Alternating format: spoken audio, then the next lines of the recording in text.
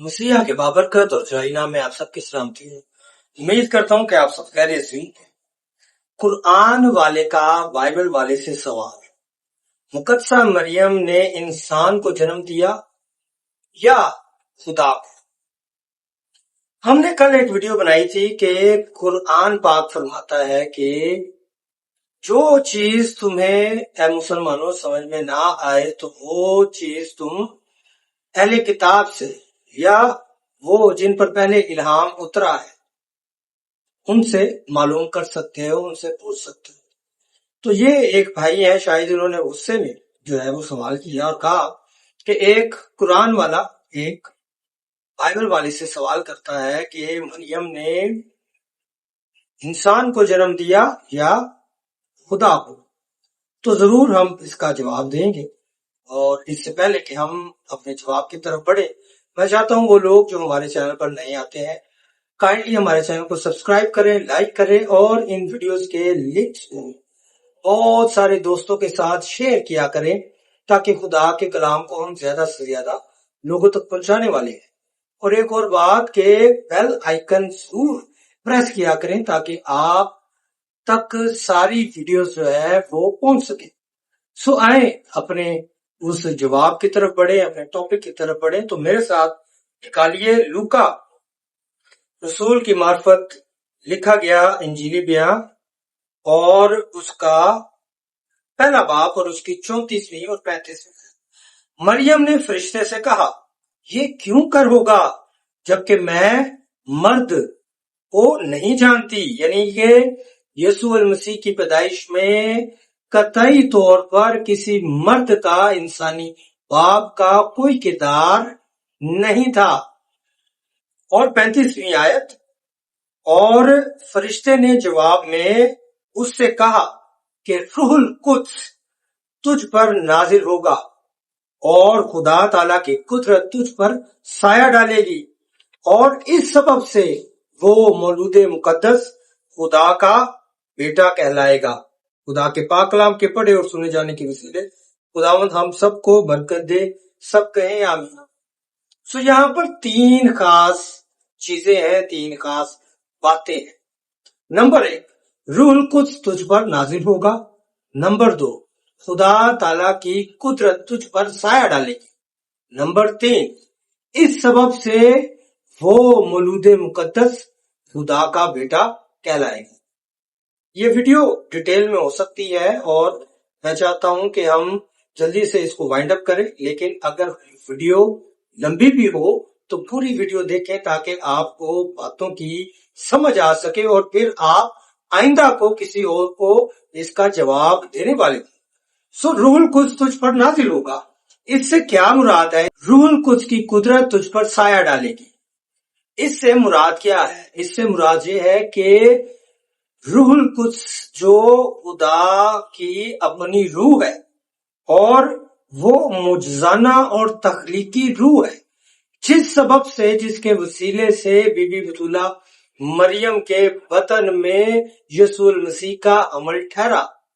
या हम आसान लफ्जों में कह सकते हैं कि रूहुल कुद्स की तख्लीकी कुदरत के साथ जब रूहुल कुद्स मुकद्दसा मरियम पर नाजिल हुआ, इससे मुराद के रूहुल कुद्स की जो तख्लीकी कुव्वत है उसके जरिए मरियम, बीबी बतूला मरियम जो है वो हामला ठहरी और इसमें किसी मर्द का कोई हाथ नहीं है।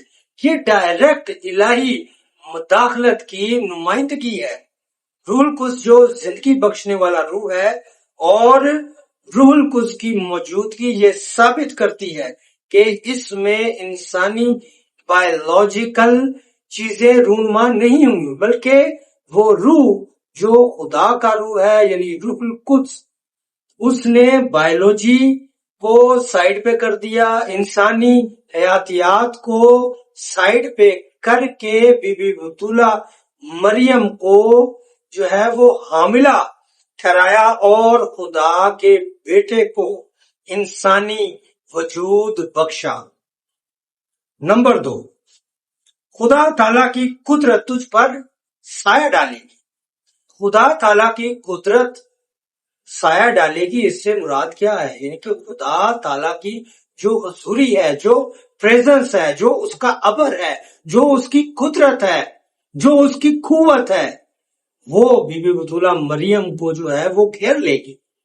اور اس کے لیے جو یونانی اصطلاح استعمال ہوئی ہے، جو یونانی لفظ ایکچوئل اوریجنل زبان میں آیا ہے، استعمال ہوا ہے، وہ ہے ایپسکیازو، اور یہ سیم ٹو سیم شکائنا کے معنی دیتا ہے۔ یعنی کہ شکائنا اور ایپسکیازو ایک ہی جو ہے معنی دیتے ہیں، گو کہ یہ دونوں الگ زبان کے، شکائنا جو ہے وہ عبرانی زبان کا ہے اور ایپسکیازو یونانی زبان کا ہے، لیکن معنی جو ہے وہ دونوں ایک ہی دیتے ہیں۔ کیا معنی ہے؟ روح القدس کی حضوری، خدا کی حضوری، خدا کا ابر۔ جب ہم پرانے عہد نامہ میں دیکھتے ہیں تو وہاں پر ہمیں پتہ چلتا ہے کہ خدا کا ابر بنی اسرائیل پر سایہ کیا کرتا تھا، اور جب سایہ کیا کرتا تھا تو وہ کوچ کرتے تھے، اور رات کو وہی سایہ جو ہے وہ ابر کا ستون بن جایا کرتا تھا۔ اور بعض اوقات یہاں پر جب عہد کے صندوق کی بات ہوتی ہے تو جو حضوری اس میں کام کیا کرتی تھی، اس کے لیے جو لفظ ہے وہ شکائنا، اور یہاں پر بھی یہ جو ایپسکیازو ہے یہی مفہوم لے کر یہی معنی دیتا ہے کہ اس کی حضوری، اس کا ابر، اس کا جلال، اس کی قدرت جو ہے وہ بی بی بطولہ مریم پر سایہ ڈالتی ہے، اور یہ دنیا کی تاریخ میں کبھی بھی نہیں ہوا، اور یہ ناممکن کام جو ہے وہ خدا باپ اور خدا روح القدس نے ممکن بنا دیا، اور خدا بیٹا انسانی لبادہ اوڑے ہوئے جو ہے وہ مقدسہ مریم کے بطن میں اپنے باپ کی قدرت کے سایہ میں پرورش پاتا رہا۔ نمبر 3، اس سبب سے وہ مولود مقدس خدا کا بیٹا کہلائے گا، کیونکہ وہ خدا باپ اور خدا روح القدس کے وسیلے سے بی بی باکرہ مریم کے بطن میں تخلیق ہوا، جس میں کسی انسانی باپ کا کوئی کردار نہیں تھا، جس سبب سے خدا یسوع المسیح بے گناہ، پہلے تو وہ خدا ہوتے ہوئے بے گناہ جس نے کبھی کوئی گناہ نہیں کیا، لیکن اپنا جو انسانی سفر کرنے کے لیے خدا یسوع مسیح اس دنیا میں آئے، تب بھی وہ بے گناہ شروع سے اور اختتام تک بے گناہ زندگی گزارنے والا پہلا شخص، اور پھر وہ جو ہے الہی قدرت کے ساتھ، الہی فطرت کے ساتھ، جو اس کی الہی فطرت تھی اس کے ساتھ وہ پیدا ہوا، اور جس سبب سے یہ مولود مقدس خدا کا بیٹا کہلایا۔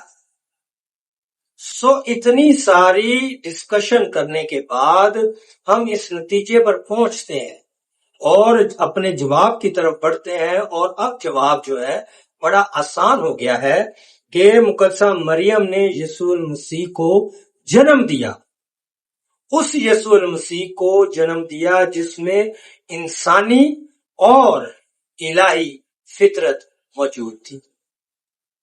بہت شکریہ، امید کرتا ہوں کہ آپ کو جواب جو ہے وہ مل گیا، اور تمام مسیحوں سے بھی گزارش ہے کہ اگر آپ کو کوئی ایسے سوالات ملتے ہیں تو ضرور ہم سے جو ہے وہ رابطہ کریں، تاکہ ہم مل کر سیکھ سکیں کہ خدا کا کلام اور خدا کا الہام کیا فرماتا ہے۔ ایک بار پھر سے بہت شکریہ، خداوند آپ سب کو بہت زیادہ برکت دے، آمین۔